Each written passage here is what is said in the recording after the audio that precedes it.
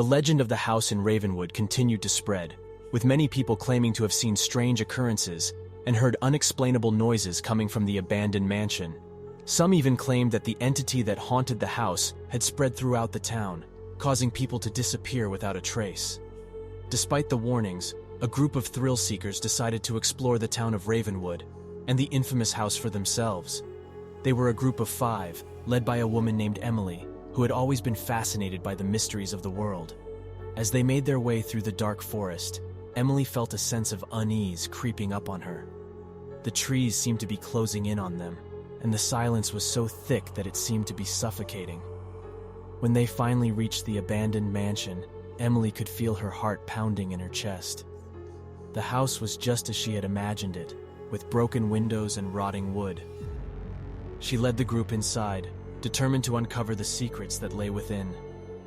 But as they explored the house, it was clear that things were different this time.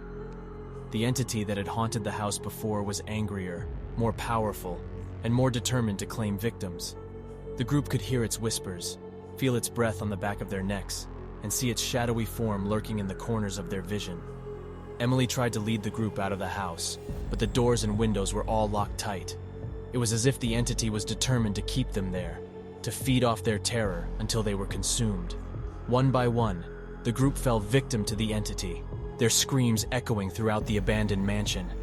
Emily was the last one standing, determined to find a way out and warn others of the danger that lay within. As she searched for an exit, Emily could feel the entity closing in on her.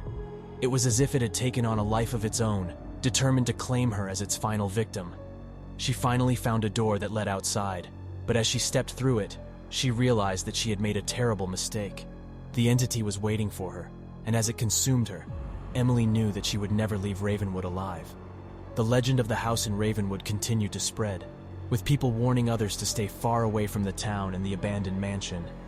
But for those who dared to enter its dark corridors, the entity was waiting, hungry for more victims to feed upon.